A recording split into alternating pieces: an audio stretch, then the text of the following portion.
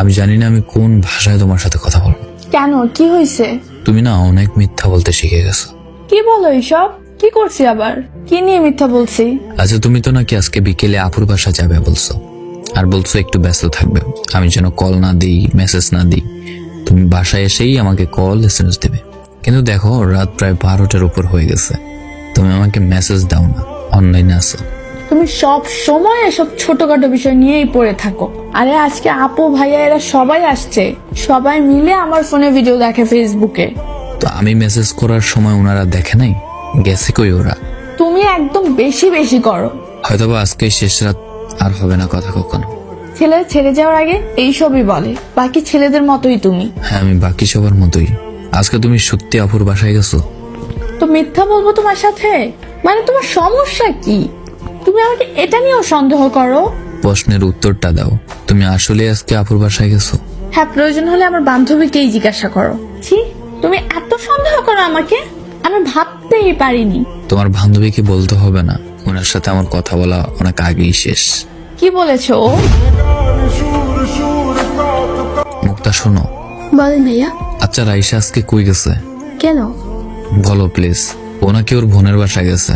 আগে যে কোনো জায়গায় গেলে ও আমার সাথে কথা বলা ছাড়া থাকতে পারতো না, কিন্তু এখন ও ওর বোনের বাসায় গেলেও নাকি আমার সাথে কথা বলতে পারবে না। কল দিতাম না, মেসেজ দিতাম না, এসব বলে। ভাইয়া, আপনাকে আমি আর মিথ্যে কথা বলতে পারবো না দিনের পর দিন। আমাদের ফ্রেন্ডশিপ নষ্ট হয় হোক, তবে একটা ছেলের জীবন তো বেঁচে যাবে। রাইসা আসলে আজকে ওর বিএফের সাথে দেখা করতে গেছে। বিএফ মানে ও রিলেশন করে অন্য কারোর সাথে? জি ভাইয়া, ও আমারে মানা করতো এসব যেন না জানে আপনাকে, কিন্তু বেশি বেশি করতেছে।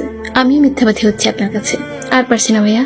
ওরা আজকে চাঁদপুর বড় স্টেশন ঘুরতে গেছে, আমারে বলে গেছে যদি আপনি জিজ্ঞেস করেন তাহলে বলতাম আপুর পাশে গেছে।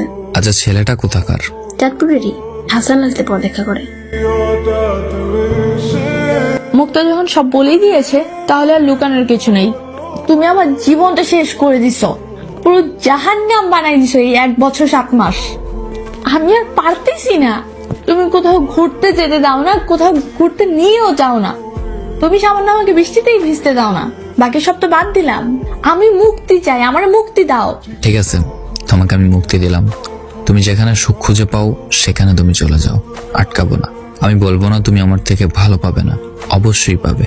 যাও, যাকে পেয়েছো তাকে নিয়ে সুখে হও। আর আমার প্রথম ভালোবাসাটা এইভাবে শেষ করার জন্য তোমার প্রতি আমার কৃতজ্ঞতা।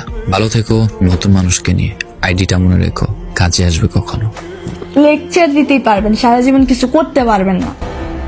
তুমি বুঝনি আমি বলিনি, তুমি স্বপ্নতে কেন আসনি। তোমাদের অনেক সুন্দর মানাইছে দুজন রে। ছেলেটার অনেক ভাগ্য, তোমাকে মোনাজাতে চেয়েও পাইনি, অথচ ছেলেটা না চাইতেই তোমাকে পেয়ে গেছে। তোমার সাথে আমার যায় না, আমাকে ওর সাথে মানায়, আমার বান্ধবীরা সবাই বলে। এই ক্ষেত ছেলেটার জন্ম নেওয়াই পৃথিবীতে সবচেয়ে বড় অপরাধ। আর বলতে পারছি না কিছু, চোখের পানিতে মেসেজ করতে পারছি না।